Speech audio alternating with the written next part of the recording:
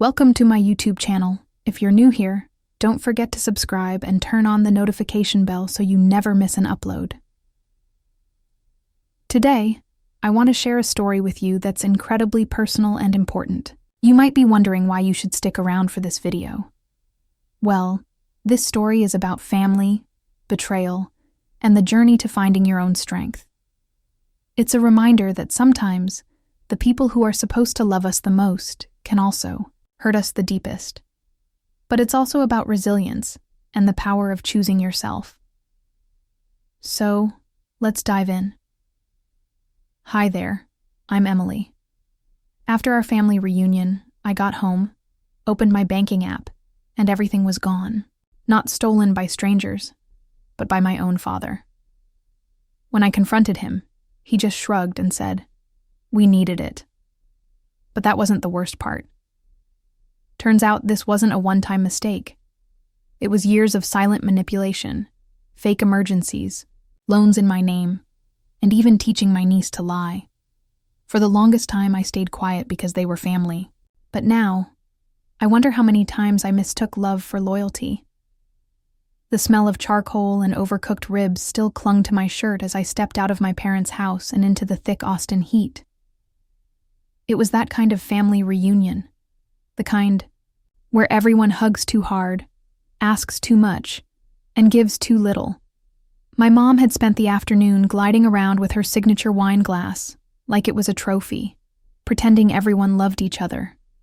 My dad, Thomas, mostly sat with the TV on mute, occasionally grunting out his opinion about politics or the price of gas. And my sister, Michelle, she was in rare form. "You probably make 6 figures now, right?" she blurted between bites of potato salad. God must be nice. I laughed it off because that's what I always do. That's what keeps the peace. But something about the way she said it, sharp and loud, as if she wanted the whole backyard to hear, stuck in my chest like a splinter. By the time I got to my car, I could feel a headache building right behind my eyes. My father gave me a half-hearted wave and said, "Drive safe, Emily. Don't forget you're the lucky one in this family." I didn't respond. I just smiled tight and started the engine.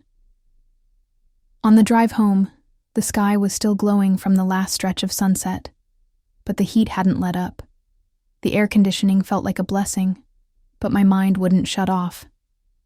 I kept hearing his voice, "You're the lucky one," as if luck had anything to do with why I was the only one who hadn't borrowed money, tanked their credit, or moved back in with our parents after 40. I got home just after 8:30, kicked off my shoes, tossed my purse on the kitchen counter, and instinctively opened my laptop. Checking my account balance had become second nature, a mix of anxiety and habit after a lifetime of being the responsible one. I wasn't prepared for what I saw. The screen loaded. My checking account showed $87.16. I blinked, hit refresh. Same number.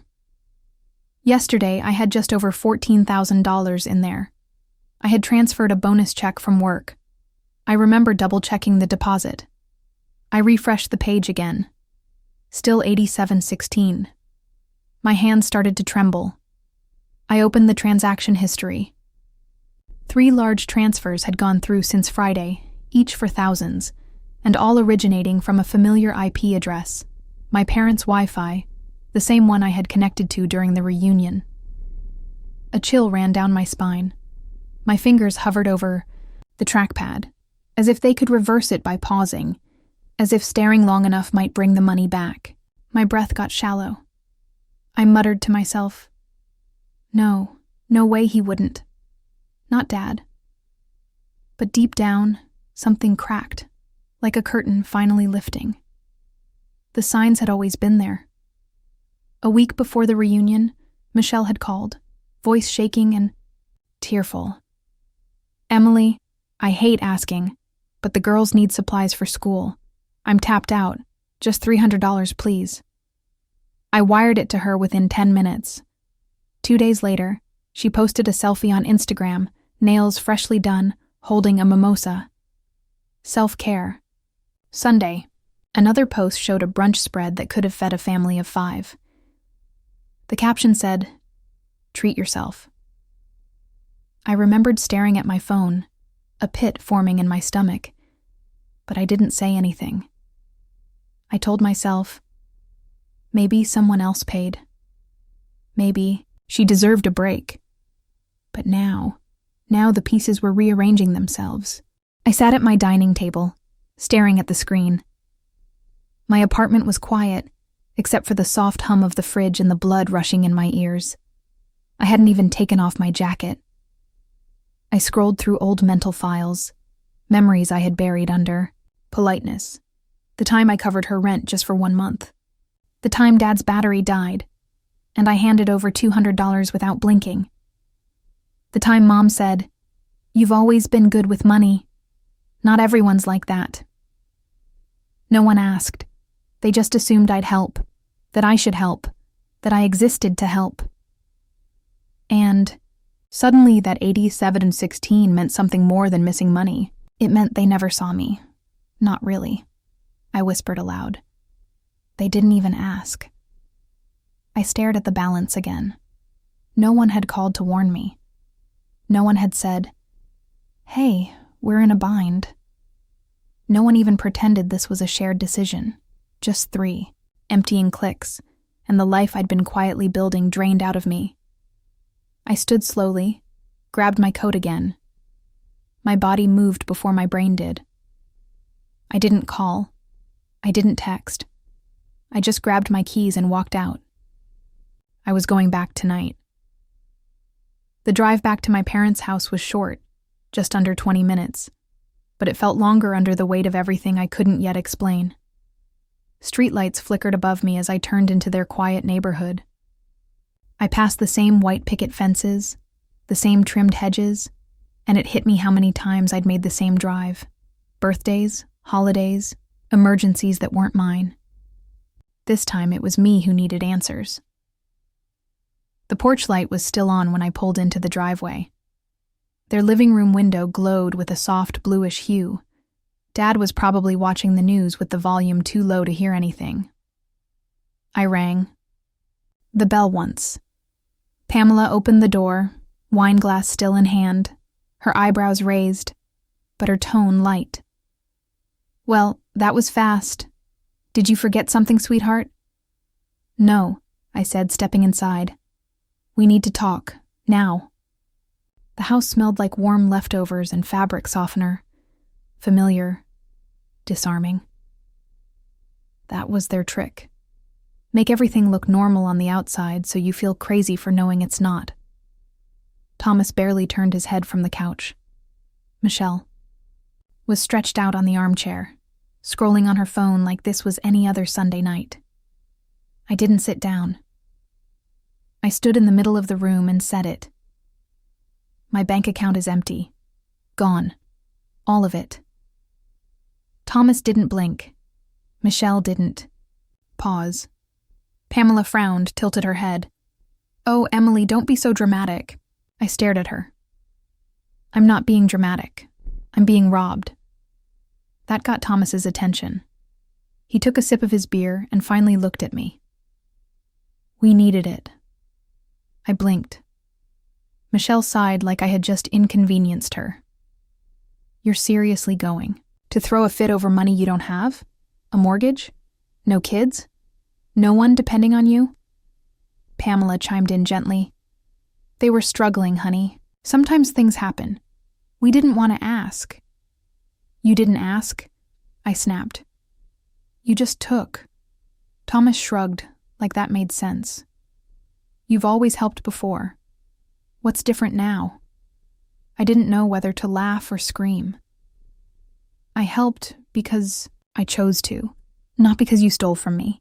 You're blowing this out of proportion," Michelle said, finally setting her phone down. "It's not like we ran off to Vegas. We paid bills, groceries, rent. You know, survival."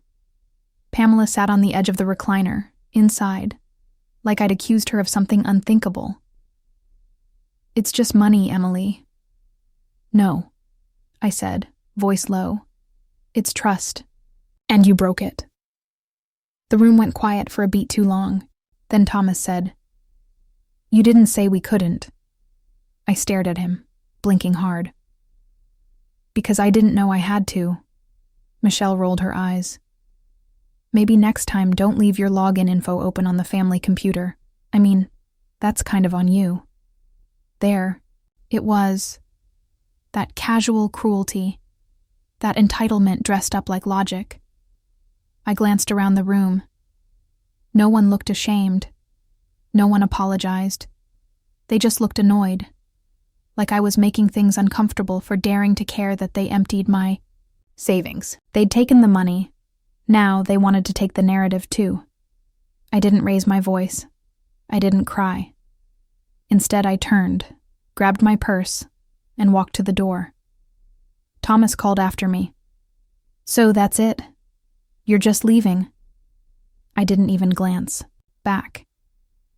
This isn't a misunderstanding. It's theft. And none of them tried to stop me. I stepped into the night air, the silence louder than any argument as I walked to my car. The question looped in my head like a song I couldn't turn off. How long have they seen me as their backup plan? By the time I got home, the city had already gone quiet. Austin after dark was always oddly still, like it was trying to keep its secrets. I parked in the usual spot, entered the building, and rode the elevator in silence. It was close to 11 p.m. when I walked into my apartment and locked the door behind me. I didn't even turn on the lights. I dropped my purse on the counter, kicked off my shoes, and stood in the middle of my kitchen with a blank stare. I wasn't tired. I wasn't even angry, not yet. I just needed silence, and it gave me too much. After a few minutes, I opened my laptop, not really knowing why, maybe part instinct, part compulsion. The screen lit up, still open to my bank dashboard from earlier, $87.16. It hadn't changed, of course. I minimized the tab and opened my email, searching for payment confirmation. 100 results flooded the inbox. Rent payments, Venmo transfers, Amazon orders I never made, flights I never took. I began scrolling, and the deeper I went, the more a pattern started to emerge. And then I found it. 2 years ago, a collection notice from a credit card company I didn't recognize. I had assumed it was junk back then and tossed it. But tonight, I clicked into the details. The card was opened in my name, my address, but the purchases didn't match my life. Luxury candles, streaming services I never used, grocery delivery from a zip code across town, and one of the first charges, a new iPad shipped to Michelle's apartment. I remembered calling the company, trying to dispute the account. The rep asked if I'd authorized the application. No, I said. I never applied for this.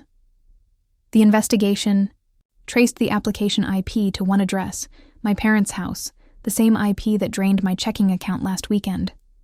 I confronted Michelle. She didn't even deny it. It was a temporary thing, she'd said, sipping iced coffee like this was just another Tuesday. You weren't even using your credit. I figured it wouldn't hurt anything. I paid the balance to shut it down, then I buried it like always. Back then, I told myself it was a fluke, a bad judgment call. Family does stupid things sometimes. But now I wasn't so sure. I sat down slowly, pulled my hoodie over my knees, and clicked into my photo folder titled Family, scrolling through birthdays, holidays, blurry selfies from over the years. I remembered the second hit. 6 months ago, a phone call at midnight. Michelle sobbing. Emily, it's Addison. She's really sick. Pneumonia. I don't have enough to cover the urgent care copay. Please. I'd sent $600 that night. No hesitation. 3 days later, Addison posted a TikTok from Lake Tahoe, dancing in a hotel robe, spinning in circles with her cousin by the pool. I called Michelle and asked, "Wait, was she even sick?" Her answer burned into my brain. "Oh my God, you're always so suspicious. We just needed a break. Sorry we didn't clear it with you, Miss IRS." I didn't respond. I didn't demand it back. I just went quiet again. I don't know what was worse, that she lied or that I had believed her so easily. I looked around my apartment. The place felt smaller now, like the walls were closing in with every memory I had tried to forget. I opened a blank spreadsheet. Category: rent paid for others, amount. 800 category: Michelle's car battery, amount. 250 category: emergency school supplies, amount. 300 I kept typing: cell phone bills, surprise birthday parties, gift cards, vet bills. That weren't mine. I stared at the total. I wasn't angry anymore, I was clear. This had never been about one moment. It had never been about a single betrayal. It was a system, a quiet, manipulative running tab no one thought I'd ever question. I clicked Save As and typed the file name: Family Debt, Do Not Ignore. 2 days passed. I didn't hear a word from them. Not a single text, not a voicemail, no apology, no defense. The silence felt tactical, like they were waiting for me to simmer down and pretend it never happened. But I wasn't the same woman they thought they could wear down. It was Thursday when I printed out every piece of evidence: bank statements, credit alerts, identity reports. I slid the stack into a clean black folder, then set it on my kitchen table beside my keys. I stared at it for a full minute. It felt heavier than it was, like it carried every favor I never agreed to, every dollar I never offered, every time they mistook me for a doormat. By 6:45 that evening, I was parking across the street from my parents' house. I didn't pull into the driveway like usual. I wasn't here for dinner. I wasn't here for smiles. I was here for the truth. I stepped out, folder tucked under my arm. The grass was still damp from afternoon sprinklers. A breeze rattled the wind chimes hanging by their porch. I rang the bell once. Pamela answered, face drawn and unsure. "You didn't say you were coming," she murmured. "I'm not here to eat," said. She stepped aside without asking anything more. Thomas sat on the couch, reclined with a soda in hand. ESPN was playing at low volume. Michelle was in the corner chair, legs curled beneath her, scrolling like always. I didn't bother with greetings. I dropped the folder on the coffee table. The slap of it hitting the surface made Thomas flinch. "What's that?" he asked. "Proof," I said, "and the last time I'll explain anything." He chuckled, more annoyance than humor. "You're still on about that account?" "No," I replied calmly. "Now it's about all of them." I opened the folder and pulled the first page free. "Remember, this? You co-signed a personal loan 18 months ago using my name. I didn't sign this." Thomas blinked. "You left your social on that tax form. I needed it fast, so you committed fraud and used my identity without asking." He didn't respond. Pamela stood in the doorway, arms crossed tightly, her eyes saying it all. She'd known. "We helped you," Thomas said. "We put food on your plate when you were in school, paid for your books. You think all that came free?" "I've repaid you 10 times over," I snapped. "With silence, with rent when you were short, with gifts you never earned. You used me because I didn't fight back." Michelle finally looked up. "Oh, please. This whole victim act is exhausting. You act like we stole your soul." "No," I said, my voice sharp. "You stole something far more practical. My name, my future, my peace of mind." Thomas waved me off. "Don't act like you're some saint. We all do what we have to for family." I held up another document, co-signature verification. "I'm giving you 48 hours to fix this with the bank. Remove my name, own it, or I report it."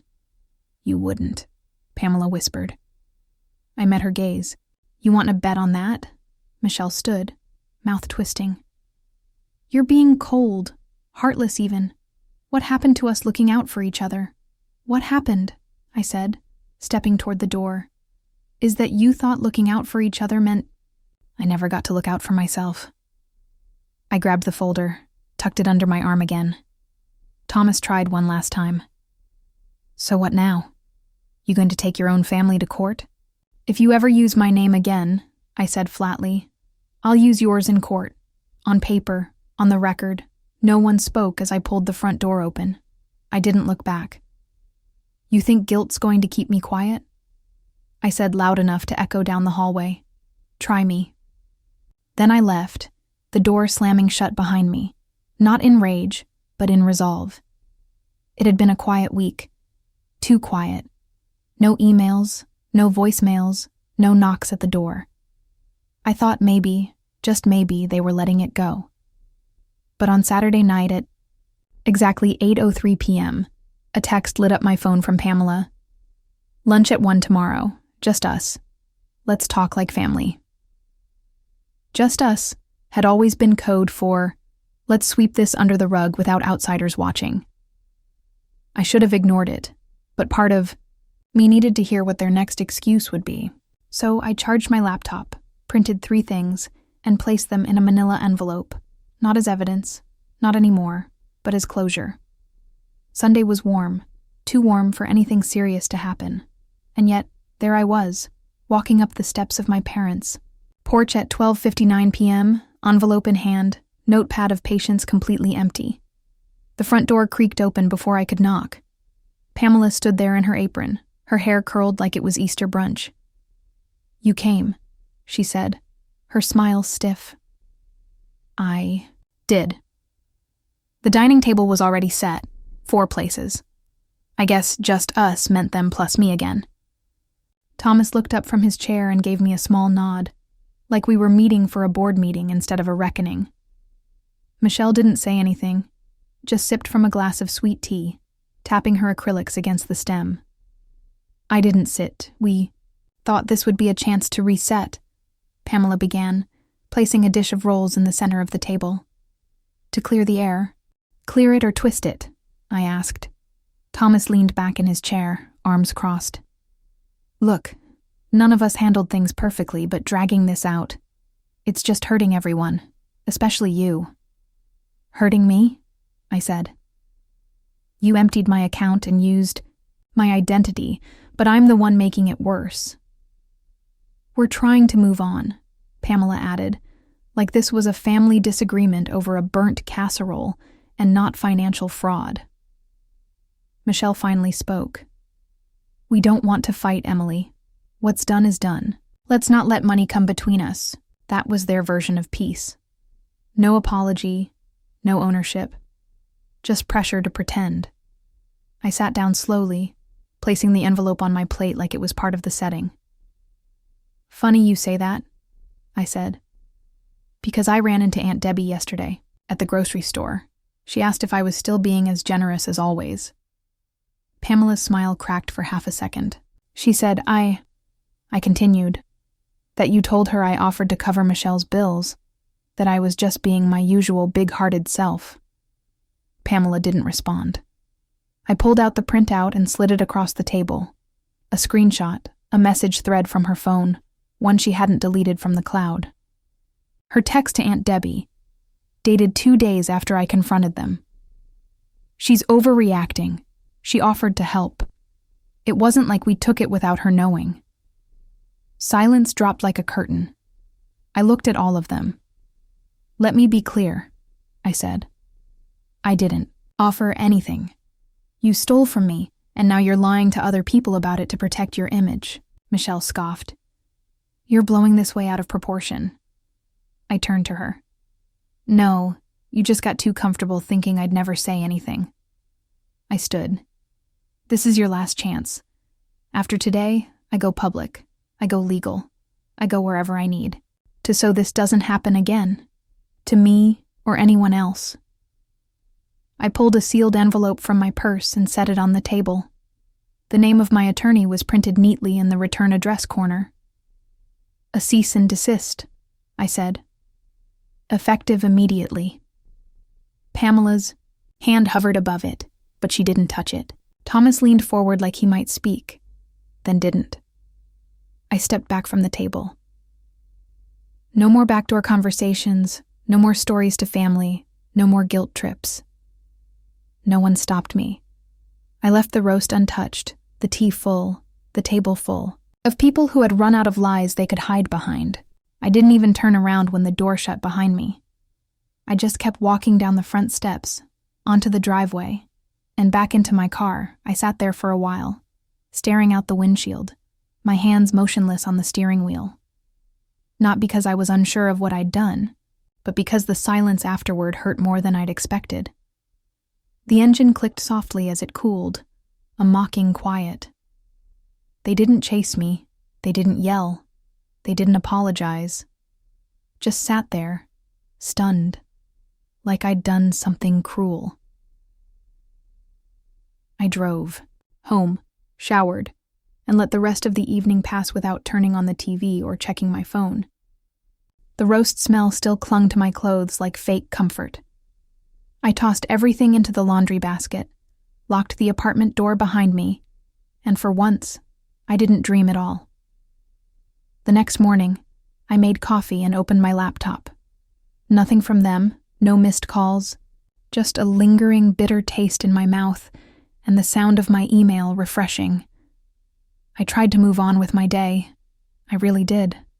I cleaned my desk, organized files, even watered the succulents I usually forgot about. But the stillness was loud and heavy. By late afternoon, I agreed to watch Addison, Michelle's daughter, for a couple of hours, while she met with someone from her new job agency. Addison was dropped off with her usual hug and tablet in hand. "She's all yours," Michelle chirped from the hallway. "Thanks, sis." Sis. The word landed differently now. While Addison colored quietly at my kitchen table, I sat beside her to check the weather on her tablet, just for a moment. The screen was already unlocked. A messenger window blinked in the background, notifications piled in the corner. I shouldn't have looked, but I did. The group chat name was Carver Core. It had every name you'd expect: Michelle, Pamela, Thomas, even a cousin or two. At first it was family jokes, memes, baby photos. Then a thread caught my eye. Michelle. She seriously lost it, like paranoid-level nuts. Pamela. She was always sensitive. This is just her being dramatic again. Thomas. Girl gets a good job and thinks she's Queen of Texas. We should have never let her go to college. And then laughing emojis from all of them. I sat frozen, scrolling the messages, dated back weeks. Weeks of mockery while I was breaking. Inside, trying to understand what I'd done wrong. Screenshots. I took them all, quietly, deliberately. My fingers didn't even shake. I locked the tablet and handed it back to Addison, who smiled like nothing in the world was wrong. "They're not who you think they are," I whispered to myself. That evening, I made an appointment. The next morning, I sat across from my lawyer in his downtown office. His glasses rested on the edge of his nose as he read through the documents. I handed him the unauthorized loan, the group chat screenshots, the fake gifts they told people I'd offered. He looked up, brows raised. "You're ready to move forward?" I nodded. "No more warnings." "Draft everything," he said. "And the scope?" "All of them," I said. "Thomas, Pamela, Michelle." He closed the folder, leaned back in his chair, and said the first calm thing I'd heard in weeks. "You have a case, and it's airtight." As I stepped out of the building, the early afternoon sun hit me hard. It was too bright for the mood I was in. I stood there for a moment, letting the warmth sting. My phone buzzed. One new text from Michelle. "Did you seriously just subpoena Mom?" I stared at the screen for a moment, then turned the phone off without replying. I walked down the street and didn't look back. It was 3 days after I walked out of my lawyer's office when the knock came. I wasn't expecting company. I wasn't expecting her. Addison stood at my door, backpack slung over one shoulder, her curls pulled into a messy ponytail, one shoelace dragging behind her. "Hi, Aunt Emily," she chirped, Mom said I'm sleeping over tonight. I blinked. Michelle hadn't texted, hadn't called, just dropped her off again. Did she say when she'd be back? Nope, Addison said brightly. She said I could stay as long as you want me. It wasn't the first time Michelle treated me like unpaid childcare, but this time felt different, strategic, like she knew I'd be less likely to take legal steps while babysitting her daughter. I let Addison in. We baked cookies, watched reruns of The Great British Bake Off. She giggled every time a contestant dropped something. For a moment, it almost felt normal, until it didn't. She held up her tablet while licking a spoon and said casually, "Mom said not to tell you about the iPad." My hand paused over the cookie tray. "What do you mean?" she said. "Grandma bought it." But really, Mom got it with the card she keeps hidden, the one she said came from you. My heart stopped. She also said not to talk about my new phone. Addison added, licking frosting from her finger. "Mom said it's better if you think it's a gift." I stared at her, at that sweet, honest face, and felt my stomach twist. This wasn't about money anymore. This was about shaping a child into a mirror of her mother's lies. That night, when Addison fell asleep on my couch with crumbs on her shirt and Frozen, still playing softly in the background, I stood in the kitchen, staring at the ceiling. Michelle wasn't just reckless. She was rewriting her daughter's sense of right and wrong. The next morning, I drove straight to my mother's house. Pamela answered the door, surprised to see me. Before she could speak, I said, "Is Michelle here?" She hesitated. "She's in the kitchen." I walked in without waiting for permission. Michelle sat at the counter, sipping coffee like nothing was wrong. "I know what you told Addison," I said. She didn't flinch. "What are you talking about?" "About the iPad, the phone, the credit card you made her lie to me." Her eyes narrowed. "She doesn't know how to keep her mouth shut, does she?" I stepped closer. "She's 10, Michelle. She's not your shield. She's not your cover story. You're teaching her that lying is how you survive. You're poisoning her." "Don't bring my kid into this," she snapped, voice sharp and low. "You brought her in the moment you dragged her into your web of lies." Pamela stepped between us, hands raised. "Girls, this isn't helping anything." I turned to her. "It should help, but you're still pretending this isn't serious." Thomas emerged from the hallway, already defensive. "This is all going too far. You're breaking this family over some cash and bad choices." "You don't get to use the word family," I said, shaking. "Not after what you did with my name, not after you laughed at me behind my back, not after Michelle weaponized her own daughter." Pamela's voice cracked. "Emily, this is family."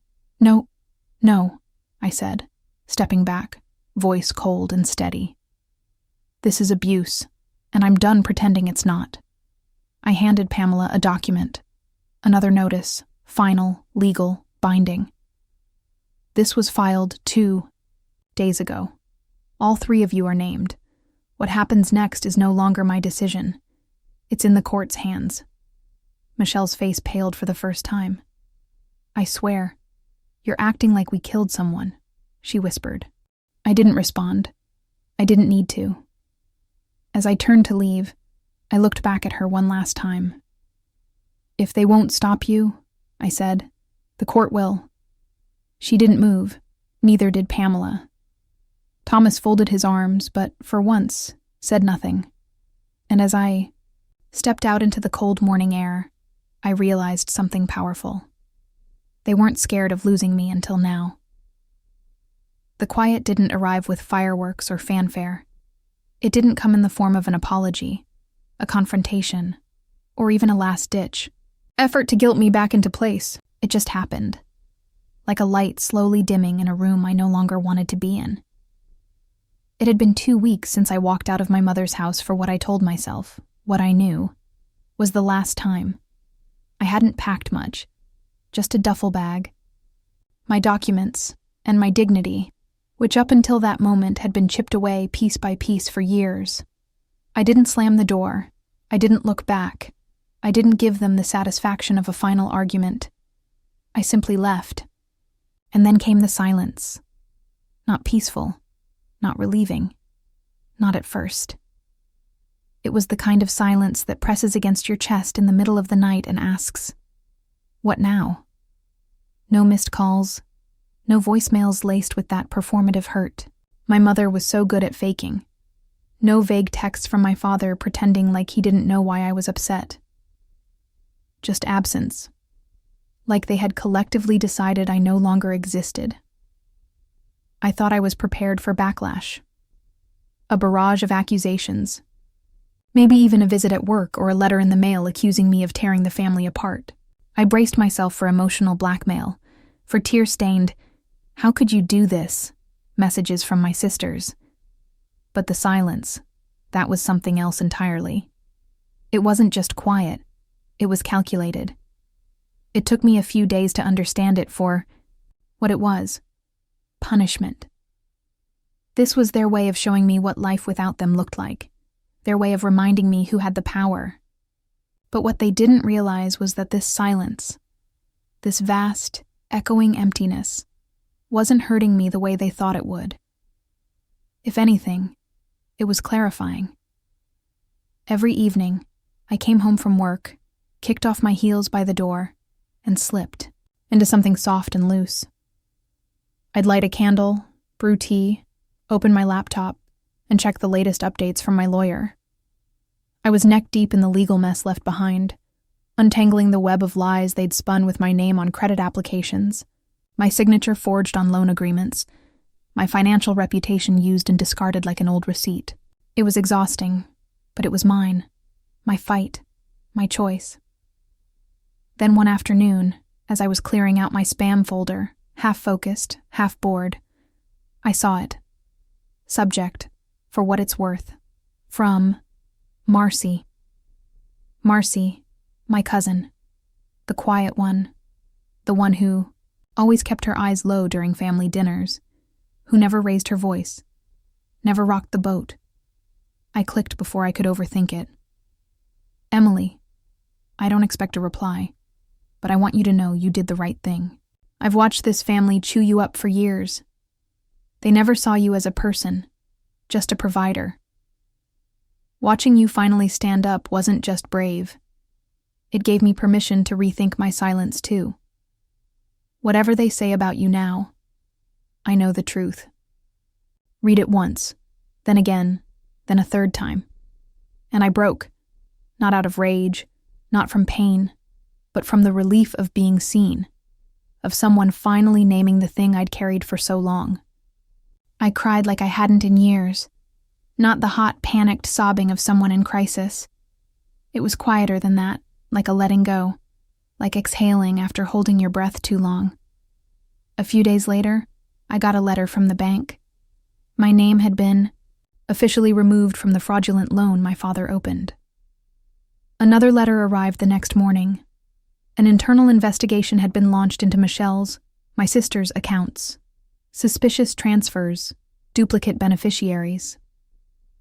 My mother's name appeared in the case file notes. Willful omission, they called it. She knew. Of course she knew. And still not a word. Not a call. Not even an attempt to justify it. I thought that would be the most painful part. The betrayal, the exposure, the way the truth unraveled in front of strangers in suits with clipboards. But no, the hardest part was their complete lack of remorse. They didn't deny it. They just dismissed me. Like I was the one who'd done something unforgivable. One night, I found myself sitting cross-legged on the floor of my apartment, a half-empty glass of wine beside me, sorting through old photo albums I'd brought with. Me but never opened. Snapshots of what used to be. Birthdays, Christmas mornings, my niece in a pumpkin costume, her gummy grin making me laugh despite myself. I didn't throw them out.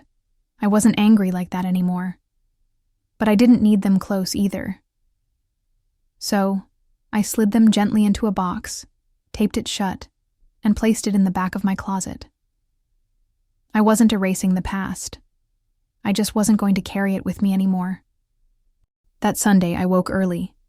The kind of early where the sky is still gray, and the world hasn't decided what kind of day it's going to be yet.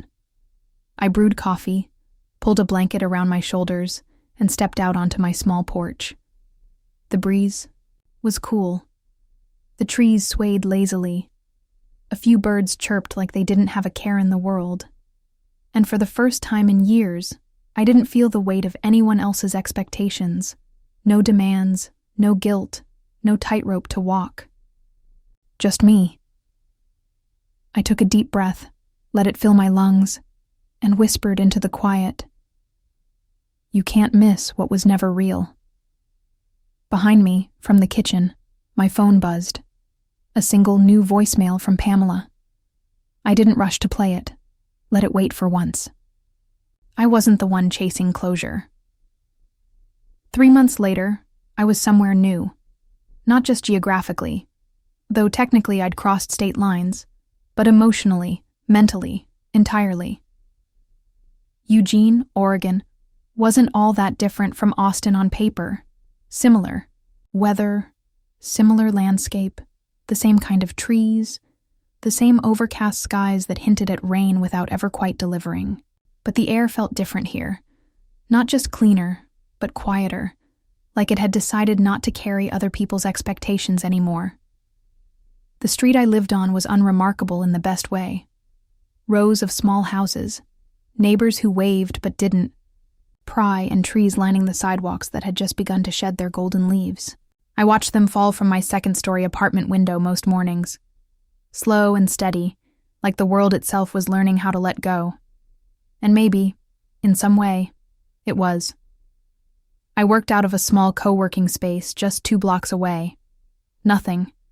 Fancy, white walls, too many plants, and a playlist that alternated between lo-fi beats and soft acoustic covers of songs no one wanted to admit they still liked. There was a coffee shop across the street, and within 2 weeks, the baristas already knew my name and my order. Oat milk latte, no syrup. Life had become simple in a way I never thought was allowed. My mornings were no longer filled with passive-aggressive text messages or frantic phone calls, no last-minute errands for someone else's mess, no drama dressed up as obligation. Instead, I woke up to sunlight crawling through my curtains. I stretched, I breathed, I made breakfast slowly. I worked without dread. I ended my days without needing to brace for an emotional ambush. But not every day was light. Some mornings still came with a strange, hollow ache, not panic, those days were over, and not fear exactly. It was softer than that, like a healed wound remembering the shape of the knife. That morning, the air was cold enough to make me reach for a sweatshirt.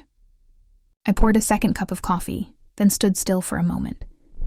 The world was quiet, but inside, something stirred. And that's when I remembered it. The voicemail, the one I never played. I hadn't deleted it. I hadn't forgotten it, not really. I just postponed it, buried it in a drawer with old receipts and half-used notebooks. But now, for some reason, I needed to hear it. Not for closure, just to stop wondering. I sat on the edge of the bed, the ceramic mug warming my fingers, and unlocked my phone. There it was, buried under newer messages from utilities and newsletters I never read. I pressed play. Pamela's voice came through quiet, hesitant, like she didn't trust herself to say what she needed to. Emily, I didn't know it would go this far. We never meant to hurt you. We always assumed you'd be there. You always were. A pause. Not long. Just enough space for me to realize she wasn't calling to apologize. Your sister's not doing well. This has all been hard. Can't we just stop this? There it was. Not remorse, not even recognition. Just a gentle nudge back toward silence, toward pretending.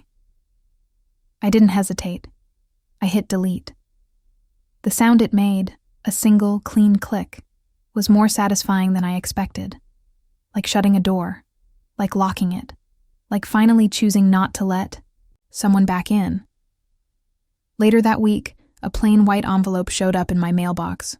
No return address, the handwriting on the front tidy, careful, not familiar. Inside, a check for $200 and a small folded note. I know we've never spoken much, but I saw what happened. You stood up when the rest of us shut up years ago. You paid for things my brother should have handled. I never said thank you, so here's a piece of it. Late. You were brave. Kelly, Michelle's ex-husband's sister. I held the check between my fingers, stunned, not by the money, though it was generous, but by the word brave. No one in my family had ever used that word about me. I was always responsible, reliable, selfish when I stopped being those things. But brave. That felt like the truth finally finding its voice. I didn't deposit the check right away. I left it on the windowsill above my kitchen sink, where the sun could fade the ink a little more each day. It wasn't about the money. It was about the fact that someone had seen the price I'd paid and acknowledged it. That night, I sat at my desk with a blank sheet of paper, not typing, not texting, just a pen and the page. I didn't address it to anyone, not my mother, not Pamela, not even Kelly. I wrote it for myself. You don't owe silence to anyone who harms you, not even if they share your last name, not even if they once tucked you in at night. You have every right to leave. You are not a villain for protecting your peace. I folded the letter neatly and placed it in the drawer of my nightstand, not as a keepsake, but as a reminder. Later, I stepped out onto my small balcony with a mug of tea. The sky was turning that deep lavender shade right before it gives in. Tonight, the kind of dusk that makes everything feel possible. I stood there, wrapped in a sweater, the steam rising in lazy spirals from my cup. No noise, no tension, no need to explain myself. Just stillness. I sipped slowly, letting the warmth settle into my chest. No regrets. No revenge, just release. And then, as the rooftops blurred into silhouettes and the last light sank below the trees, I whispered something I hadn't dared to say out loud, not until now. I didn't lose a family. I lost a cage. And as I watched the breeze move through the trees like a quiet tide, I let the final thread of guilt unravel and disappear into the wind. Some people think family means forever. I used to believe that too. But here's what I've learned. Being related doesn't give someone the right to harm you. Love without respect is just control wrapped in guilt and silence, no matter how noble it feels at first, only teaches others how far they can push you. I didn't walk away because I stopped loving them. I walked away because I started loving myself more. To anyone watching who's ever felt like a doormat for family or been told to just let it go, you're not wrong for drawing a line. Boundaries are not betrayal, they're survival. And if this story hit something in you, maybe a memory, maybe a wound, I want you to know this. You are allowed to protect your peace. You are allowed to choose yourself, even if it means walking alone for a while. It's better than walking wounded forever. Now, let me ask you something real. Have you ever had to choose peace over family? Do you believe loyalty has limits? I'd love to hear your thoughts. Drop a comment below and tell me where you're watching from. And if this story touched you, even just a little, hit that like button so I know you felt it too. And hey, if you want more stories like this, more moments that make you think, feel, and maybe even heal a little, subscribe to the channel so you don't miss the next one. If you liked this story, please help me by sharing the video with your friends.